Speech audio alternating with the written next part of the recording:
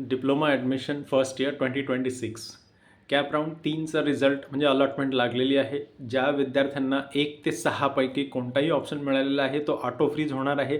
त्या विद्यार्थ्यांनी 31 जुलै किंवा 1 ऑगस्ट हे दोनच दिवस आहेत ॲडमिशन घ्यायला जायचं आहे.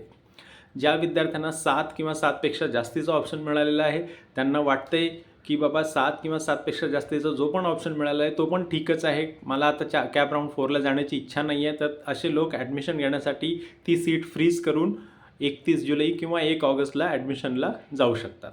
जिन लोगों को 1 से 6 के बीच में कोई भी ऑप्शन मिला है कैप राउंड 3 में वो ऑटो फ्रीज होगा. ऐसे सभी लोग सभी बच्चे अपने पेरेंट्स के साथ 31 जुलाई या 1 अगस्त ये 2 ही दिन है एडमिशन के, जाके एडमिशन करा सकते हो. जिन बच्चों को 7 या 7 से ज़्यादा का ऑप्शन मिला है कैप राउंड 3 में, उनको लगता है कि भाई बस हो गया, अभी मैं कैप राउंड 4 में जाने की ज़रूरत नहीं है, जो है वो है, मैं उसमें एडमिशन लेना चाहता हूँ, ऐसे बच्चे फ्रीज करेंगे और वो लोग भी 31 जुलाई और 1 अगस्त तक एडमिशन लेंगे. अगर नहीं लिया ऑटो फ्रीज वालों ने या फ्रीज करके अगर एडमिशन नहीं लिया 31 जुलाई या 1 अगस्त को, तो वो सीट आपके हाथ से निकल जाएगी और आप कैप राउंड 4 के लिए भी एलिजिबल नहीं रहोगे. आता असे काही विद्यार्थी आहेत की त्यांना ॲडमिशन घ्यायला जायचं आहे फ्रीज करून किंवा ज्यांचा ऑटो फ्रीज आहे. मग त्यांनी काय करायचं आहे, कोणते डॉक्युमेंट्स घेऊन जायचे आहेत? सर्वचे सर्व ओरिजिनल डॉक्युमेंट्स जे तुम्ही फॉर्म अपलोड करत असताना टाकलेले आहेत ते सर्व ओरिजिनल डॉक्युमेंट्स, त्याचा एक Xerox set, 2 passport size photo, तुमचा आधार कार्ड आणि फीज. आता फीज मोस्टली सरकारी कॉलेजमध्ये तुम्ही जाल तर ती ऑनलाईन मोडनेच घेतली जाते. तुम्हाला स्कॅनर पण मिळतो, तुम्ही UPI पेमेंट करू शकता, तुम्ही ऑनलाईन बँकिंग नेट बँकिंगने पण करू शकता. परंतु काही प्रायव्हेट कॉलेजेस आहेत, जर तिथे तुमचा नंबर लागलेला आहे तर त्या कॉलेजला तुम्ही विचारून घ्यायचं आहे की कोणत्या मोडमध्ये त्यांना फीस हवी आहे, इन्स्टॉलमेंट तिथे अवेलेबल आहेत का, हे सर्व तुम्ही आधी चौकशी करून घ्या आणि मग जा. पुन्हा सांगतो 31 जुलै आणि 1 ऑगस्ट हे दोनच दिवस आहेत ॲडमिशन घेण्याचे. आता काही असे विद्यार्थी आहेत की त्यांना 1 ते 6 मिळालं, काहीतरी मिळालं आहे, परंतु त्यांना वाटतं की चुकून टाकलं गेलं आणि मला तिथे ॲडमिशन घ्यायचं नाही आहे. तुम्ही जर का ऑटो फ्रीज झाल्यानंतर ॲडमिशन नाही घेतलं तर जसं मी आधी सांगितलं ती सीट तुमच्या हातून निघून जाणार आणि तुम्ही कॅप राऊंड 4मधनं पण बाद व्हाल. काही असे विद्यार्थी आहेत की त्यांना 7 किंवा 7पेक्षा जास्तीचा ऑप्शन मिळालेला आहे, त्यांना वाटतं की नाही आपण कॅप राऊंड 4मध्ये पुन्हा आपलं जे लक आहे ते आपण ट्राय करूया, ते ट्राय करू शकता. त्यांनी पण 31 जुलै किंवा 1 ऑगस्टपर्यंत बेटरमेंट करणं गरजेचं आहे. जरी आधी तुम्ही 2दा बेटरमेंट केलेलं आहे, पुन्हा बेटरमेंट करायची आहे. असे काही विद्यार्थी आहेत की ज्यांना पहिल्या राऊंडला काहीतरी मिळालं आहे, तेच दुसऱ्या राऊंडला मिळालं आणि तेच तिसऱ्या राऊंडला राहिलं आहे.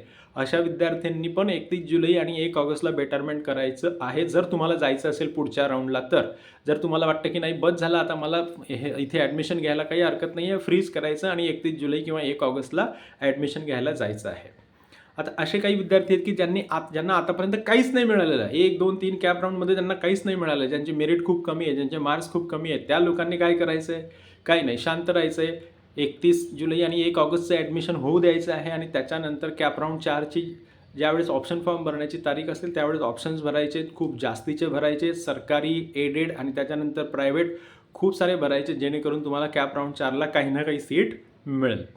आता असे काही विद्यार्थी आहेत की ज्यांनी 1, 2, 3चा ऑप्शनच भरलेला नव्हता, त्यांना काहीही मिळणार नाही ऑफकोर्स, परंतु त्यांना यायचं असेल पुन्हा ॲडमिशन प्रोसेसमध्ये तर त्यांनी कॅप राऊंड 4चा पुन्हा ऑप्शन फॉर्म भरणं गरजेचं आहे. होतं काही वेळेस आपल्याला दुसरं काहीतरी करायचे वाटतं आणि आपण तिकडे बिझी असतो आणि डिप्लोमाचे आपण 1, 2, 3चे ऑप्शनच भरलेले नसतात, अशा वेळेस आपले 3 राऊंड गेलेले असतात, ते लोक भरू शकतात.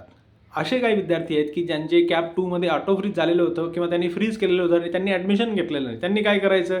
काहीच नाही करायचं आहे. अजून कॅप 4पर्यंत ते काहीही करू शकत नाही.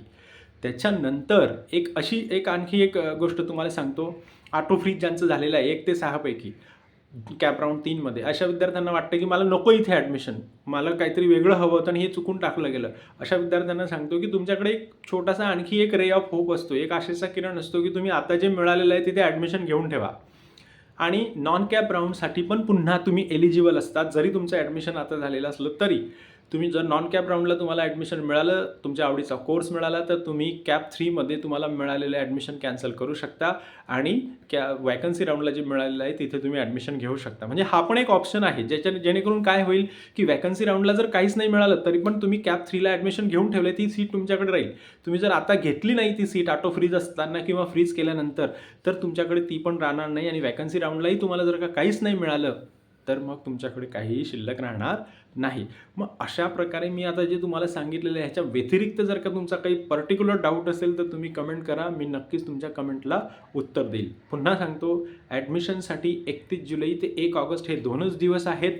दुसरी गोष्ट अशी की ज्यांना बेटरमेंट करायचं आहे त्यांच्यासाठी पण हे 2च दिवस आहेत. ॲडमिशनला घ्यायला जात असताना पूर्ण ओरिजिनल डॉक्युमेंट्स घेऊन जायचे, 2 पासपोर्ट साईज फोटो घेऊन जायचे, एक झेरॉक्स सेट घेऊन जायचा, प्लस ॲक्नॉलेजमेंट तुमच्या फॉर्मची आणि तुम्ही 1,000 रुपये भरून फ्रीज किंवा ऑटो फ्रीज केलेल्याची पावतीसुद्धा तुम्ही घेऊन जायची आहे. गुड लक.